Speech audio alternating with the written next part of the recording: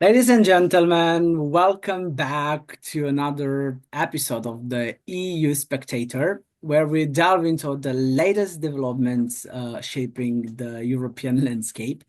As always, I'm joined by my friend, Dr. Nick Zalewski, an expert in European affairs, to dissect and to discuss the pressing issue that demand our attention. Nick, welcome back to our podcast. Thank you as well, Doctor.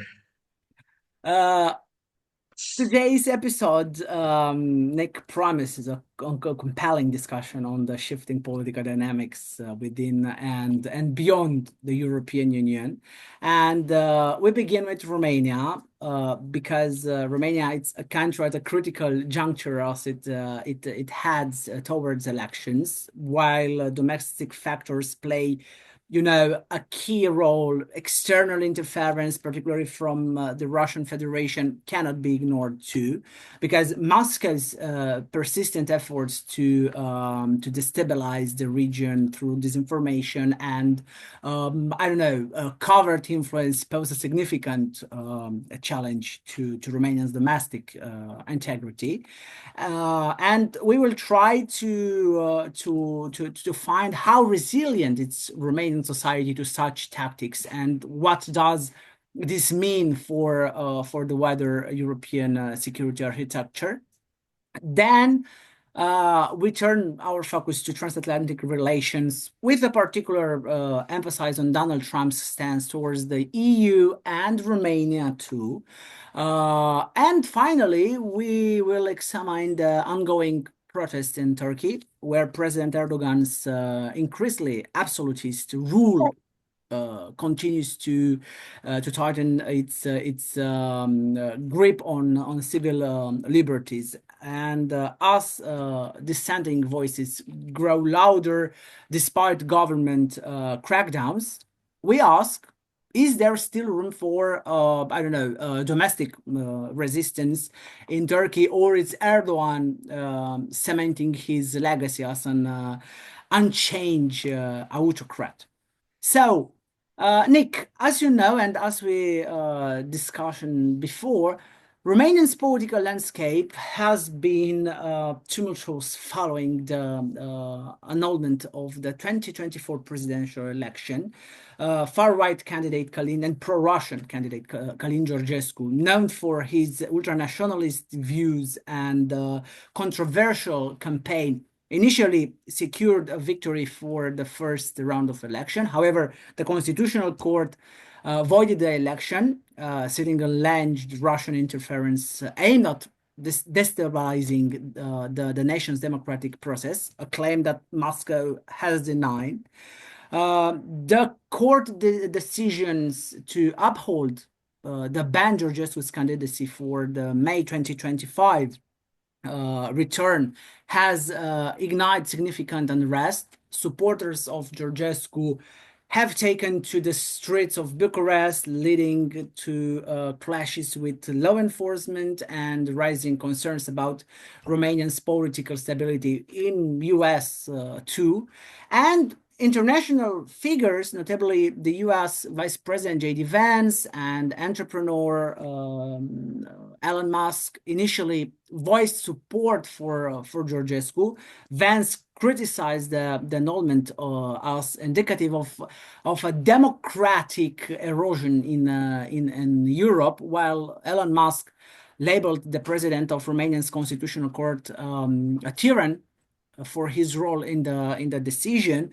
But however, both have since remained silent, leading to speculation about the reasons behind their sudden reticence. Um, Completing the situation further in the involvement of the Tate brothers, Andrew and Tristan, who face serious charges in Romania. The recent departure to U.S. Reportedly facilitated by maybe political interventions had added another layer of controversy here in Romania. As you know, as Romania prepares for the election rerun, This interview and events underscore the national ongoing struggle with internal division and external influence. But we know it's true. The Andrew and Tristan Tate's brothers returned to Romania. So, Nick, given the ongoing political turbulence in Romania, because I've tried to explain to our listeners how we live here our political life. Given the ongoing political turbulence in Romania, particularly the annulment elections, the protests, and the controversy surrounding Calin Georgescu, I'd like to ask you, how do you see this situation affecting Romania's strategic relationship with the United States?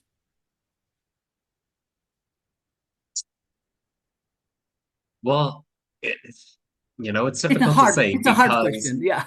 because as much as I don't like Georgescu, I do not endorse him as a candidate. I just find it very troubling that without clear evidence to say, okay, yes, we absolutely have, thousands of pages of evidence showing that Russia specifically intervened in order to allow him to win, because the US had to face this with the Democrat Party that lied entirely, is particularly Adam Schiff from California Mhm. pretending I have documents from Russia, evidence from Russia showing that that's why Trump won. And then when he finally got put under oath, okay, show your evidence. Oh, it doesn't exist. We don't have it yet. So I'm a bit troubled that it seems that, I don't understand why someone would be so pro-Russian when Romania has grown immensely economically stronger under the European Union compared to when it was under the Soviet Union. Mhm. But at the same time, I still find it troubling uh to set down this new path where anytime the current national government doesn't like a candidate, okay, we're going to ban them from running. And it's like, okay, so I don't know. It's kind of scary if that's going to be the new thing in Europe, especially one that's what Germany wanted to do as well with its election, where it essentially wanted to try to ban AfD from running. And, as people, I'm not endorsing any of these political parties. I don't agree with any political party 100%. But at the same time, AfD adds a lot of needed discussion on the fact that some of the immigration to Germany has not been helpful.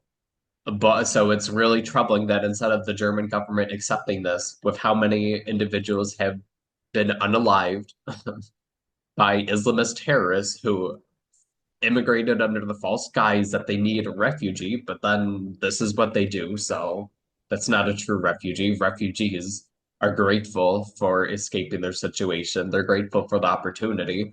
When you take your car and ram it through a crowd, that's troubling. So I don't know. It's hard with Romania because on the one hand, I don't like Georgescu. I don't it would be a mistake for Romania to turn back to Russia.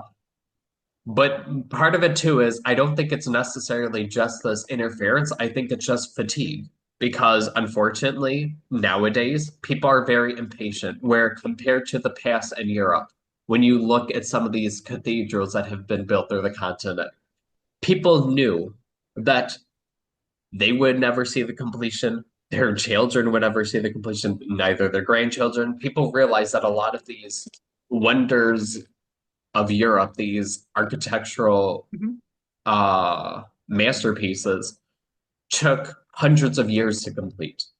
And now, unfortunately, regardless of whether you're young or old, people are very impatient nowadays, where they expect it to happen tomorrow.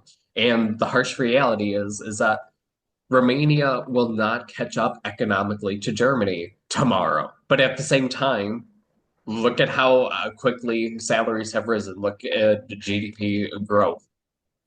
So it is clear that it is much better for uh, Romania to continue to be a part of the West. But the problem is because it's not happening quick enough that people are mistakenly thinking, oh, maybe it'll be better if the nation just turns back to towards an alliance with Russia, even though that makes no sense. So when you compare the data from Romania to Russia, that now Romania is better off than Russia, Right. especially when you care per capita, because, let's be honest, because too quick people point out the nominal GDP, but Romania is a nation of 20 million compared to 140 million in Russia, so it's more important the per capita uh, aspect.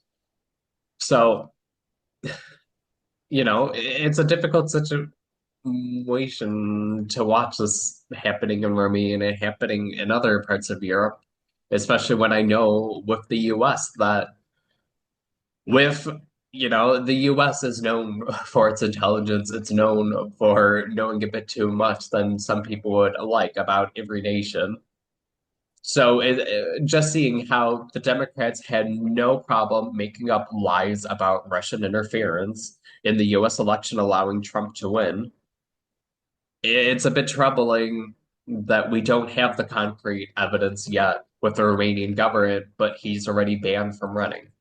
Yeah, but And I need to add something here because we are talking about Georgescu candidacy, and we should mention that the Constitutional Court of Romania explained that this is not a permanent ban, so Georgescu's candidacy can be reassessed in the future. So he's banned just for this election. So to be very clear.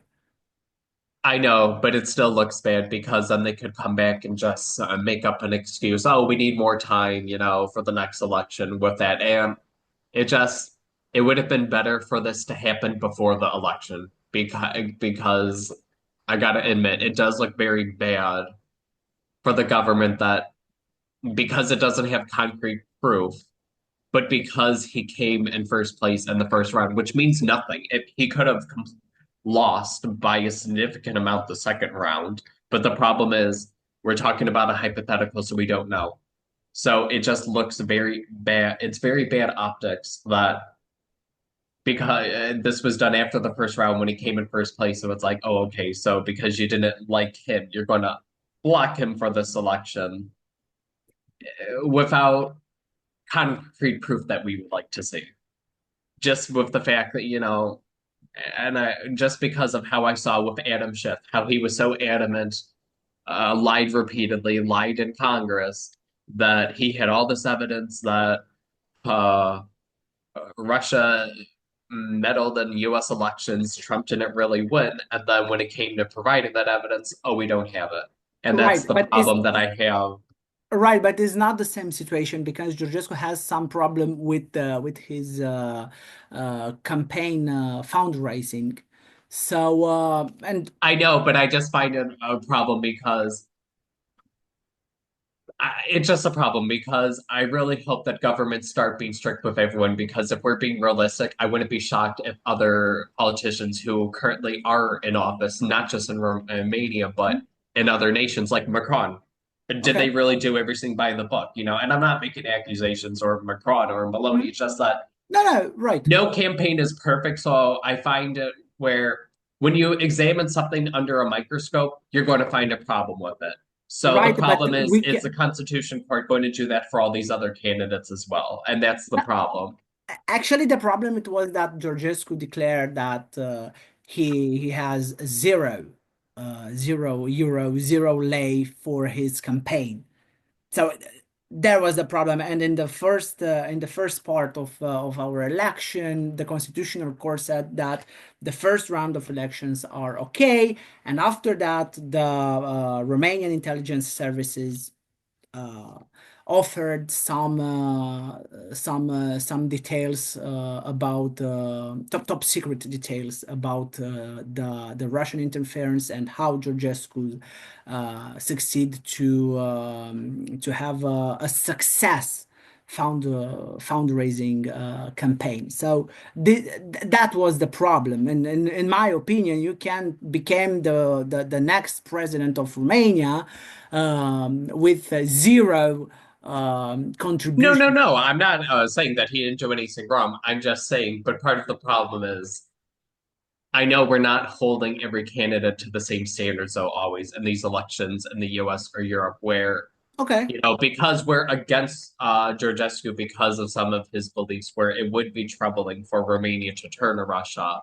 It's like, okay, yes, we found something when we put him under a microscope, but I just feel that it would be better optics hmm, for Romania and would probably win over a lot more support from voters if there was more of an effort like, okay, we're going to investigate every candidate, making sure that they're properly declaring how much they fundraise, etc. Which it could turn out, well, okay, nobody did that obnoxious um, fraud, because that would be fraud, just saying, oh, you got right, nothing, but you had money. So, absolutely, and that makes sense for him to be excluded based off that. But it just, it's a problem with the optics, and that's why you're seeing so much support for him now hmm, and seeing some of these protests where it would be great if the remaining government could verify, be like, okay, these candidates said they had X amount, and hey, what do you know? That is the amount that they had. So they right. properly declared it.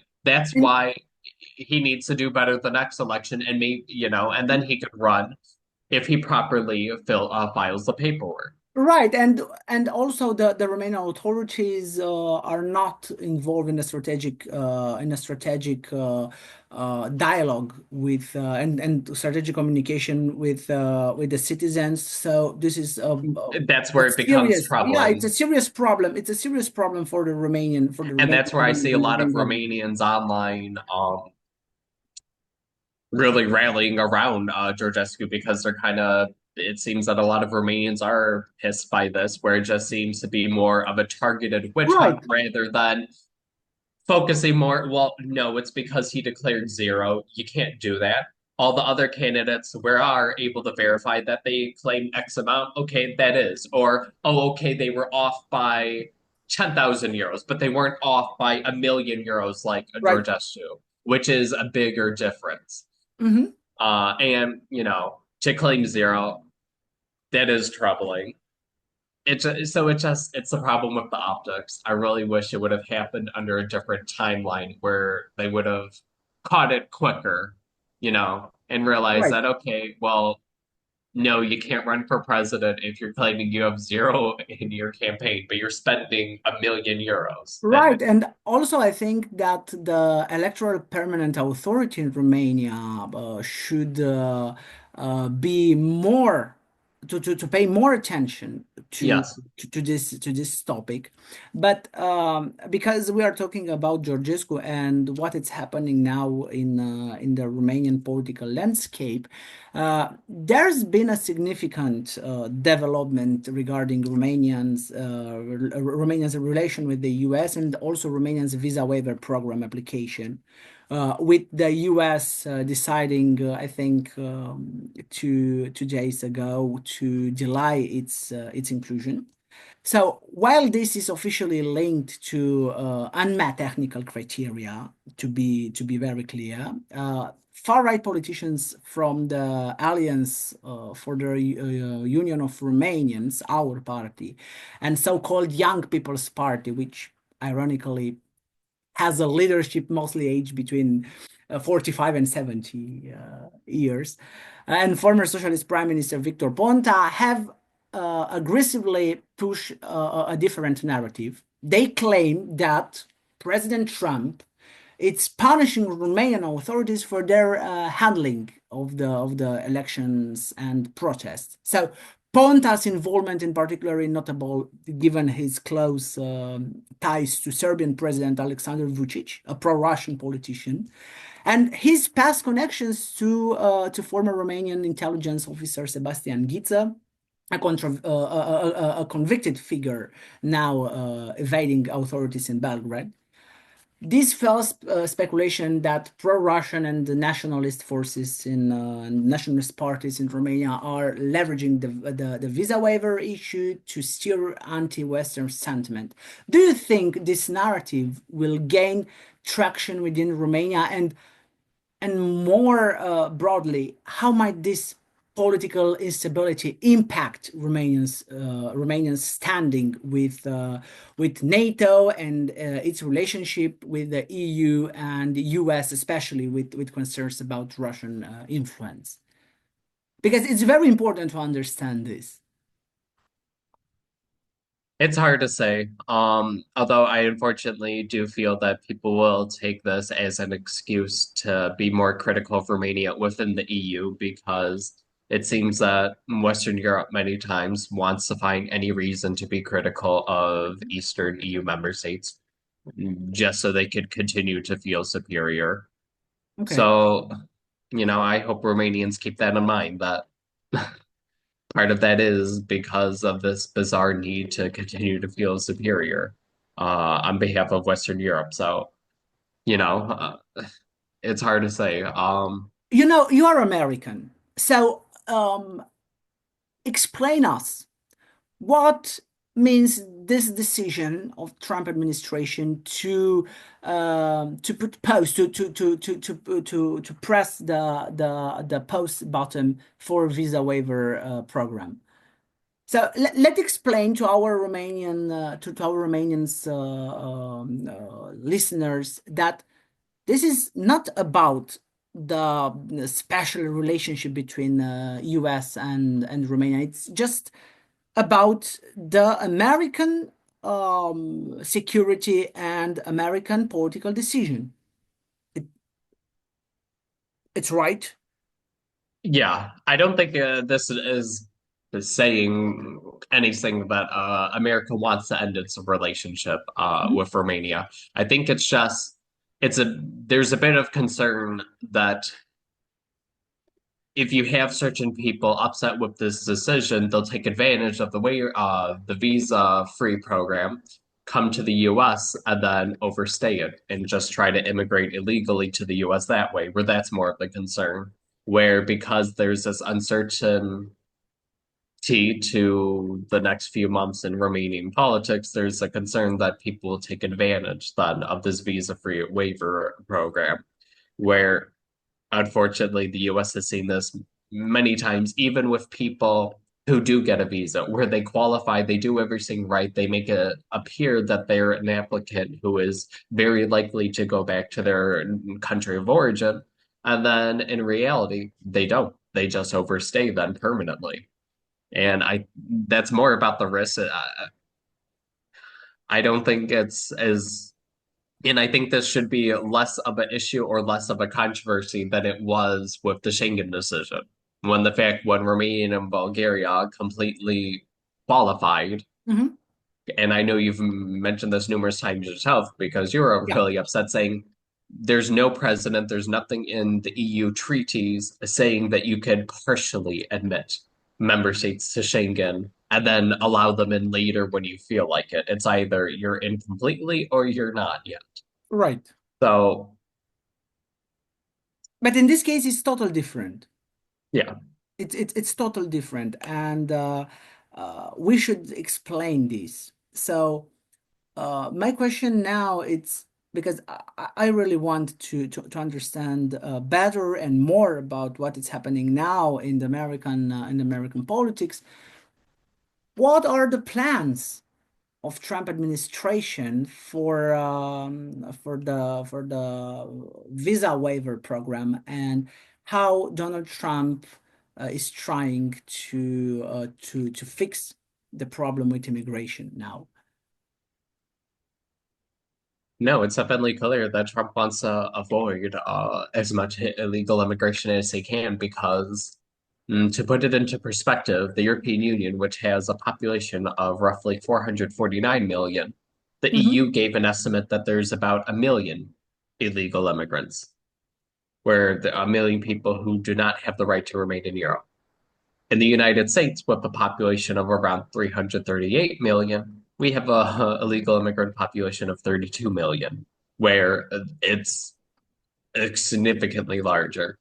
And just, I think he's concerned that he doesn't want to allow the problem to grow, especially when you have certain nations like Honduras refusing to accept back its criminals, where they know that you have some of the, because that's what he's has started with. He hasn't, whether mainstream media wants to spread this false narrative, oh, he's uh, deporting the elderly restaurant owning couple who served the community for 40 years. No, he's concerned more with the gang members, the people who did unspeakable violence, not only in the US or back home, where, if you have a gang member from Honduras, well, there's nothing to say that they're not involved in the same activities in the US, where you don't get to immigrate to the US if that's your criminal background.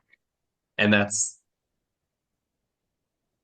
I just think because there's already all these current problems, he wants to see and wait how it goes with how these elections go in Romania, where he wants to avoid there a political crisis, and then you have all these Romanians trying to come to the U.S. without even needing a visa, where they're allowed to enter the U.S. for 90 days, but then they overstay that and they don't return after 90 days. And it's just an unfortunate situation for this to be. Can't wait until the elections are over in Romania and it seems to be more stable. And and I think it'll be really helpful and put just everything to bed when Romanian authorities are able to have more conclusive evidence of Russian interference. And I hope the European Union, because it's supposed to be assisting with this matter, they're able to help track it down even quicker, where this would end any argument there is currently, where just anything showing that, because I know there was discussion with TikTok claiming that you had Russian funded TikTok accounts spreading propaganda for Georgescu. Mhm. It would be great if Europe could even point to that. Hey, look at that. These TikTok accounts are people paid simply to keep on writing political messages. Yeah. There wouldn't be any discussion. There wouldn't be any speculation. It would end right then and there. Yeah, and because you mentioned that, I have in mind the discourse, the JD Vance discourse at the Munich Security Forum, and I'd like to discuss a little bit about this second term of President Trump, because during this term, the relationship between the United States and the European Union became increasingly strained, and you mentioned that we have some divergence on how we should make politics. Uh, from his early days in office, Donald Trump was openly critical of key European institutions, banning the EU as a foe in trade and questioning the relevance of NATO and also the relevance of transatlantic relationship. His administration's America First policy led to trade disputes, disagreements over defense spending, and a general shift towards transactional diplomacy rather than, the long-standing transatlantic partnership. And in my opinion, one of the most continuous issue has been Trump's stance on Ukraine, likely his predecessors who campaign unwavering Western support for Kiev. Trump has, we should admit, Trump has rapidly signaled reluctance to continue aiding Ukraine unconditionally. And his recent remarks suggesting that European nations, should shoulder more of the burden, and his refusal to guarantee military support in the event of Russian aggression have alarmed European leaders, and it's okay. This is okay.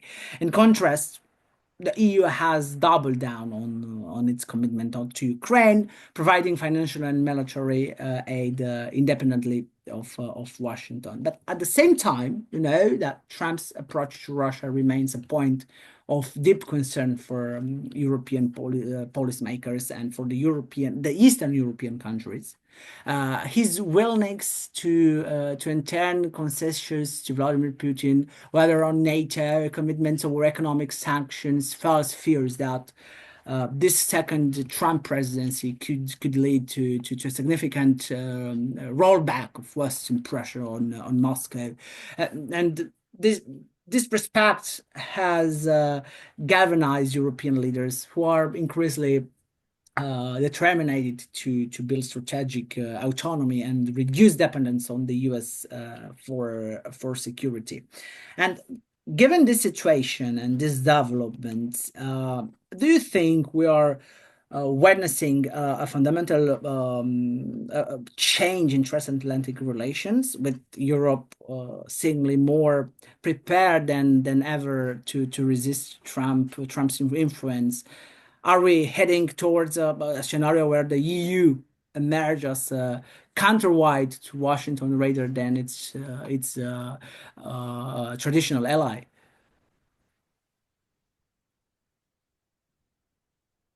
It's hard to say, especially because the EU isn't always as transparent as it should be either. I mean, because part of what this is also coming down to is the reality is the US and the EU do not have a free trade agreement in place like other nations that the EU forms it with already, and that's because on both parties, I'm not just blaming the EU.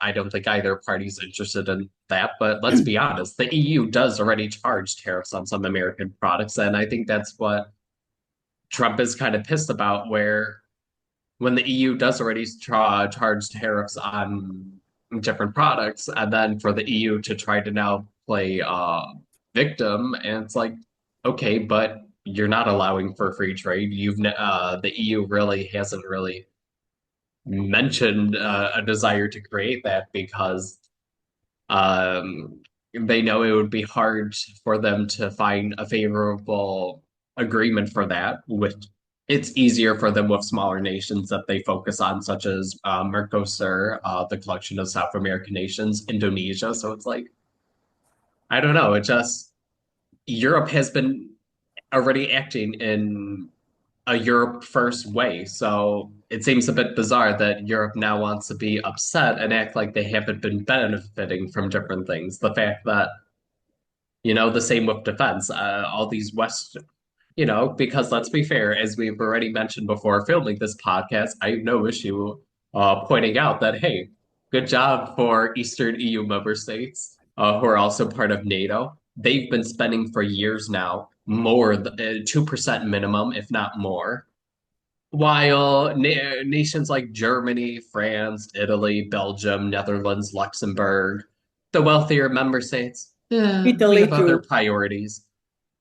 What do you mean you have other priorities? You still need to be concerned with your defense. And and it just, people try to want to blame Trump for the souring of relations, but I gotta be honest, even when Biden was president, I wanted to smack some of these Italians in Naples, basically trying to act like, ugh, American military, how bad? Because there was a naval shape Yeah, I know. hosted in the Bay of Naples because people were concerned of a much wider spread Russian invasion. And it's like, these Italians have their nerve. They refused to spend enough since 2006, yet Americans would have to save their butts.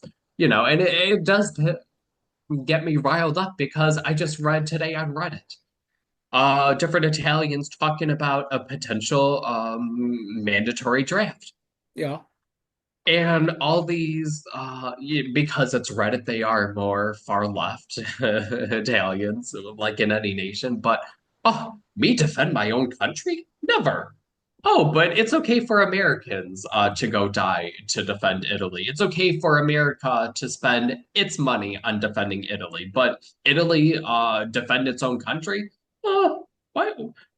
We Let shouldn't me need explain to. Yeah, because you mentioned that, let explain what means the American presence on European soil.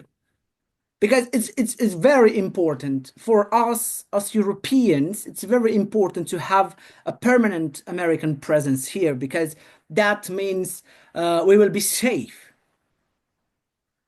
Not only from Russia, but any threat, because, Not only for Russia. because, Agree.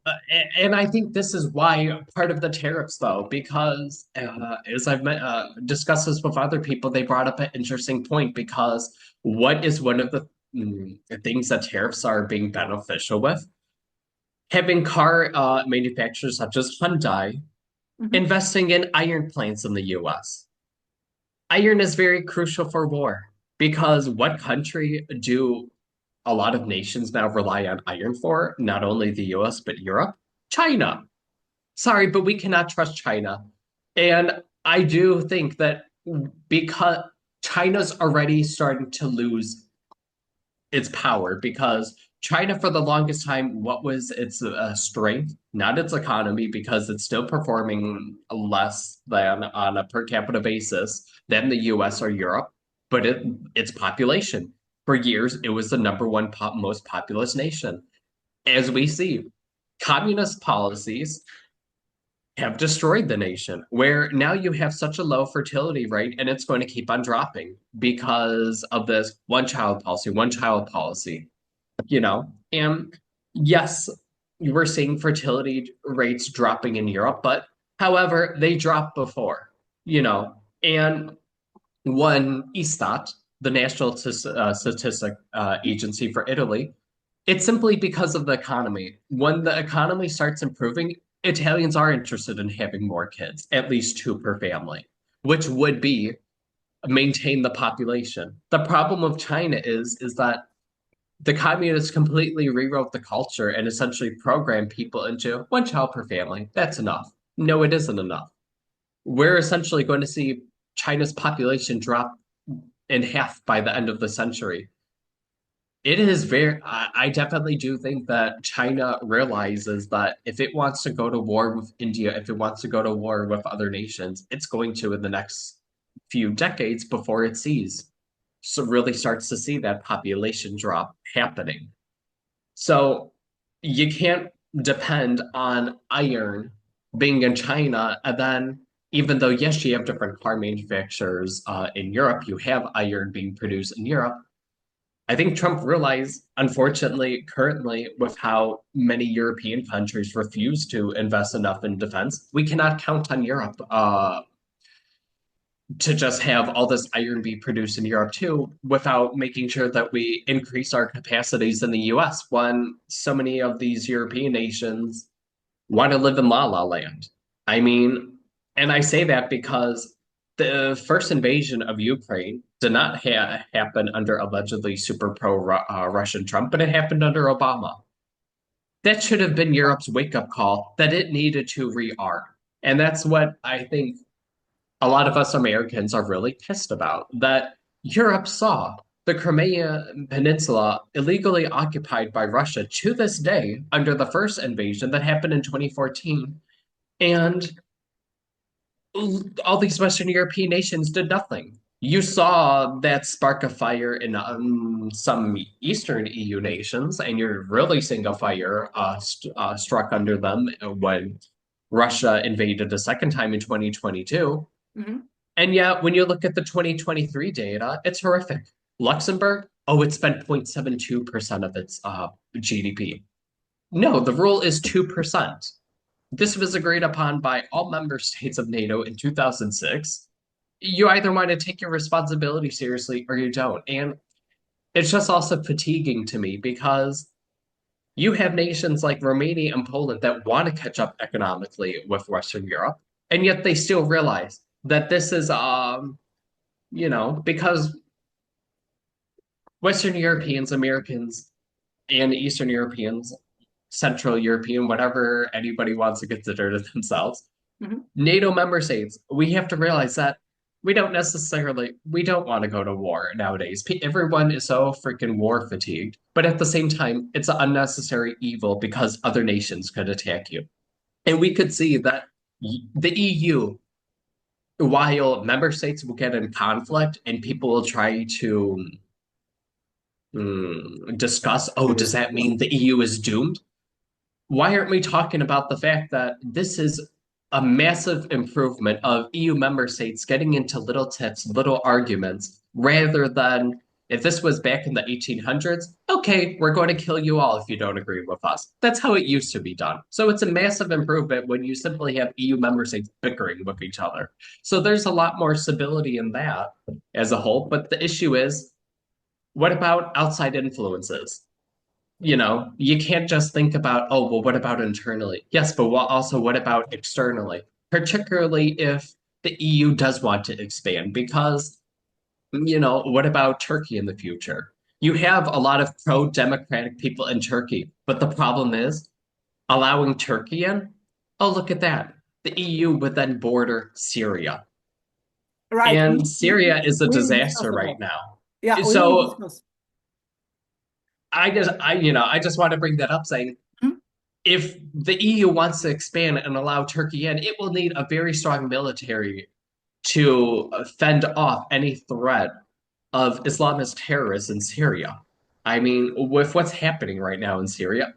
So it's like, how does the EU think it's going to expand if you have all these wealthier member states not spending enough? Germany in 2023 should have spent over 30 billion euros more. These member states will never catch up to what they should have spent. And as we talked before filming, and I want to give you credit since you brought it up, as others have, 2% is what you spend in peacetime. Europe is at war with the fact that Russia invaded Ukraine. There's the very real concern that Russia will keep expanding because, as we've seen with Russia, it leaked documents were leaked showing that it had intent to essentially reabsorb Moldova and Belarus. Mhm. Okay, where does this end? Is it really going to end there, or is Russia going to try to leverage itself and make itself stronger to then, okay, we want the Baltics now?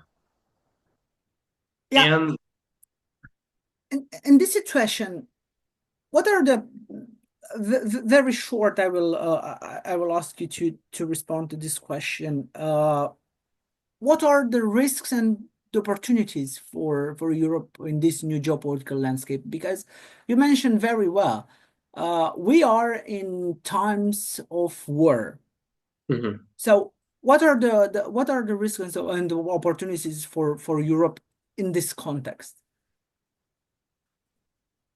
The risk is that it could be invaded by outside actors, but the other is a very big reward is that the EU will finally be seen as a true global power, which it has the ambitions, but and you see this all the time, the fact that with how it negotiates free trade agreements, where it forces some of these nations to focus more on human rights, improving conditions for their nations in a diplomatic way. But at the same time, it doesn't have the military strength to back it up. However, if you have Europe building up its military strength where it's not dependent on the US, where it's in a very good position where Europe could simply have a strategic partnership where because it would be much better. A very strong Europe paired with the American military, Mhm. unstoppable. However, it is a bit concerning with how weak some European nations let their defense get.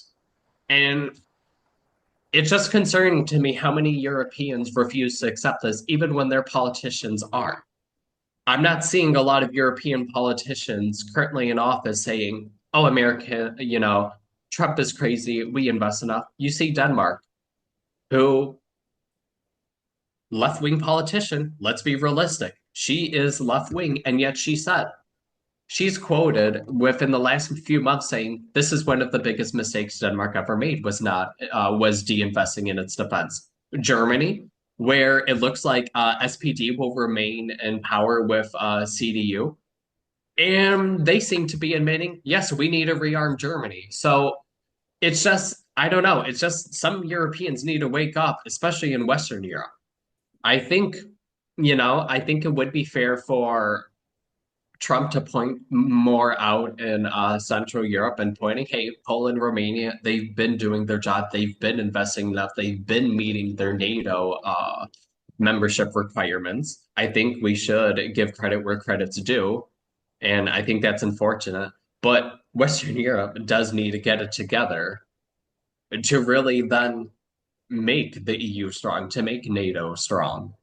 And because these member states also have to realize that the decisions will have to be made because the issue is some member states of the EU are not yet member states of NATO. Mhm. For some member states, this isn't as big of a deal because Austria. Okay, how is Austria going to be easily invaded by Russia when it's surrounded by NATO member states? Apart from Switzerland, which is neutral, but Ireland. Oh my God, it is scary that Ireland is an island, which makes it harder as it is to guard, and yet it barely has any military defense. Where there was an issue where there was a potential enemy ship off the coast of Ireland, and they basically couldn't do anything about it. They had no intelligence on the matter. They had to rely on other countries to tell them what was going on. And that's very scary that this is an EU member state that doesn't, where it's like, okay, if you don't want to be a member of NATO, you don't have to, but it's scary that Ireland is doesn't have much defense at all. So other member states do have to pick up the slack for those nations, and that also seems to be with Trump's crazy mentioning of Greenland, that how he's going to get Greenland. Because if you look at the news, what You, has come out? you know, you know my opinion about this. You know very well that I'm an advocate of Danish No, no, no, no, sovereignty no. and And I'm integrity. not advocating for the US to take over No, Greenland. I'm However, saying no. I'm just saying that Trump is not fair when he said that U.S. should accept Greenland as because yes, but no, no, as I an want to get into this. This is Trump being a crazy businessman in a world of politics yeah. because I've noticed that he gets what he wants by making these outrageous claims. Because as many Americans were joking with Gaza, oh yeah, we're going to build Walmart on top of Gaza. You know, we're going to take over. What happened with Gaza? All these Arab nations got together. Oh, we're going to invest over $50 billion into the redevelopment of Gaza. Ah, great. Us American taxpayers don't have to spend anything. What's the issue with Greenland? Denmark, it's very autonomous, yet Denmark is responsible for primarily two aspects apart from giving economic assistance: foreign affairs and defense. Yeah. Denmark has, at this point now, outright admitted in the past, in recent news, they basically haven't done any surveillance of Greenland. You could have anybody flying over Greenland airspace, and nobody would really know because Denmark isn't hasn't invested in the defense of Greenland like it should. And that's, I think, what Trump was kind of pissed with Denmark and putting pressure. And now you're finally But now, why? when we start to see Denmark reinvesting in defense, in the military, that's not going to be a topic of discussion of Trump saying, oh, yeah, we're going to buy Greenland. No, but you know, I really think that this situation is also because of American presence in Greenland, because we have one of the biggest air base in Greenland, American air base in Europe. It's in Greenland, but it's another topic, and we don't have enough time to discuss I know. I just want to bring it up. it. I think this was just Trump's way of pressuring Yeah, Denmark to invest more in defense. And because Denmark already has concrete plans to do this, I really think that this topic of discussion, you're not going to hear about it then because Trump got what he wanted. Trump is investing in defense. mhm. Uh, the Danish prime minister is a bit of an interesting example of a social democrat in Europe, the fact that with her views. So I just think, I admire. because I'm a moderate conservative, but I admire her presence in the Danish politics. No, she's going to be around in Yeah, Danish politics the way she keeps on listening to the people. She's going to be the prime minister for a long time. And the fact that she's, right. admitted and Denmark already is investing enough as of last year into defense. And Good. I don't think in this my is going to be a opinion, topic then. yeah, and in my opinion, she's one of the few pro-European politicians in Denmark. Yes. But you mentioned the pressure that Donald Trump is trying to put on the shoulders of U.S. allies, and I'd like to discuss a little bit about Turkey because Yeah. it's once again at the crossroads as President Erdogan is trying to grip. To grip his power and growing public unrest and recent protests sparked by economic hardship and increasing authoritarianism in Turkey have been met with brutal crackdowns. And Erdogan has systematically dismantled opposition parties, imposed political revolts, and silenced independent media. And this is a huge problem because within Turkey's strategic position between Europe and the Middle East, these developments pose significant challenges for NATO, for US, and the wider international community. Despite growing condemnation from the European leaders, Erdogan has maintained his course, leveraging Turkey's geopolitical importance to shield himself from external pressure. And you mentioned that Trump it's trying to put more pressure over on NATO member states. And the question now is how a potential second Trump presidency would respond to Erdogan's consolidation of power, and because historically Donald Trump has shown little interest in challenging authoritarian leaders, and that's the true. His previous term saw a transactional relationship with Turkey, marked by abrupt decisions like the withdrawal of U.S. troops from northern Syria, which, as you mentioned, directly benefit Erdogan's. If Trump with Trump again to office, will he turn a blind eye to Erdogan's ambitions, or could we see a shift to U.S.-Turkey relations? It's a bit complicated. I just want to address that real quick about Trump not necessarily wanting to confront authoritarian leaders. I think it's just because, as we've seen, especially with some of these recent wars, we accomplished nothing in Afghanistan. We spent trillions of dollars to replace the Taliban with the Taliban. And if we look at other nations, such as Libya, okay, could we really? Libya is no better off than it was under Gaddafi. Under Gaddafi, people had a better quality of life. Now you have tribal warfare.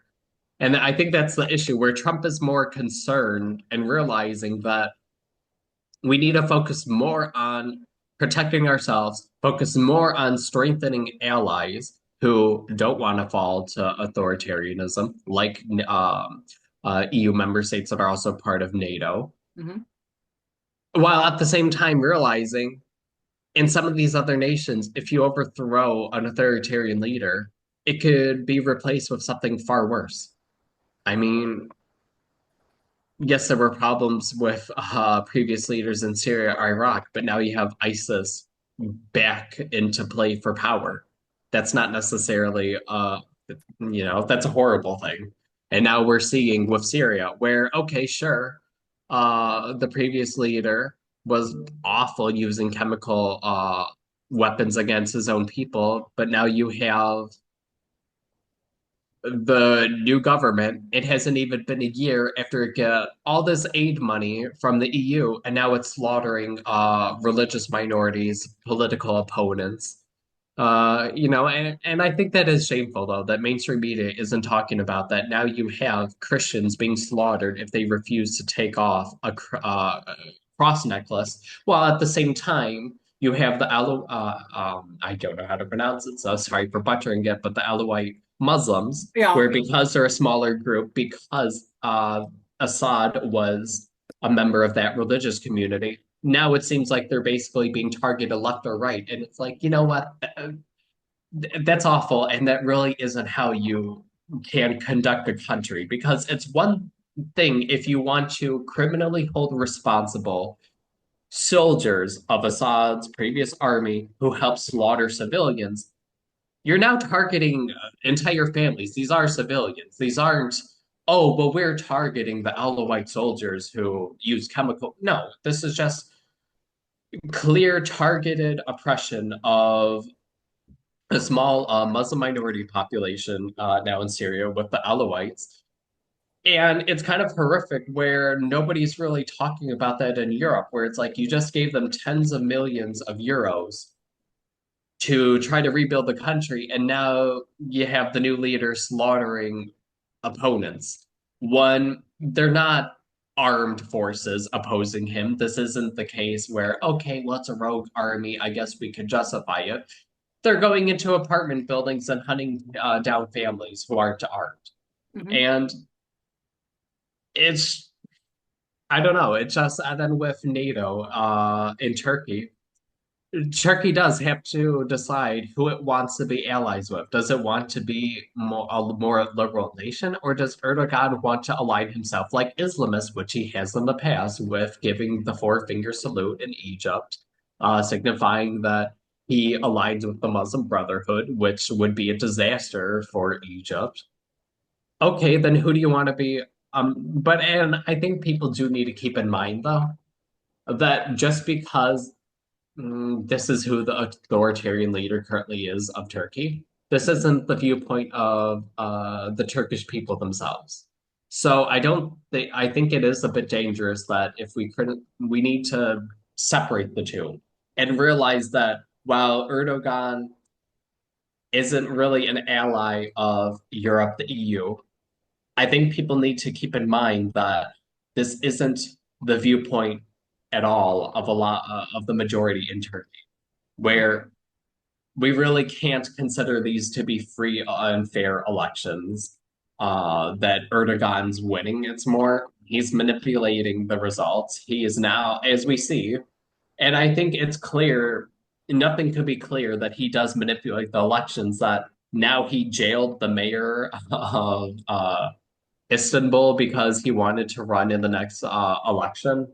And at first he tried to say, oh, well, it's because of this law where, because he didn't fully complete his education in Turkey, he completed the first few years in another nation and then the rest in Turkey. Is that really fair, or is this Erdogan just making laws to benefit himself? Because people also made a comment that Erdogan's own education really wouldn't qualify under his own legislation, but because he's the de facto dictator, he gets to do what he wants, and these laws only get applied to his opponents. So, we I think we will have to put pressure on Turkey, the fact that it is a NATO member state, so it has to align with NATO values, Mhm. because it is concerning how Turkey allowed different Hamas funerals in Turkey. Absolutely not. If you want to be a member of NATO, you do not allow Hamas to have influence in your nation. You're either going to go be you're either going to go work with Iran and be an ally of Iran, or you're going to be an ally of NATO. And that's another, which is another, you know, that was another brutal mistake with Jimmy Carter. And that is, and I think that's why Trump is a bit more hesitant, though, which I don't, which with Turkey, it really is a different situation. And I think you know, if Iran, if they ever do have another revolution of their own accord, that will be another situation because of the people where they're more united with a desire for a different government. But in some of these other nations where there's a lot more poverty, a lot less education, being against their authoritarian leader does very little if it means future political an instability because, okay, there were different concerns with Iran. Jimmy Carter helped overthrow the previous government, and now look at the horrific situation that exists in Iran. So I really think that Trump took this to heart and realized that the US cannot meddle in some of these other nations Mhm. when there's no clear path to a better leader. And, and that's the unfortunate reality in a lot of these Middle Eastern nations that it's very tribal. It's not about democracy. It's simply about one party wanting to win power and then oppress everyone else. Actually, it's about geopolitics. Yeah. Okay. Nick, as you navigate these complex and often unpredictable geopolitical shifts and political shifts in Romania, one thing remains clear for me. Europe is at a defining moment in its relationship with the United States, Turkey, and the broader global order. The coming months will test the resilience of democratic institutions, not only in the European Union, but in Romania too. The strength of transatlantic alliance and the ability of European leaders to stand their ground in an increasingly fragmented world and fragmented Europe.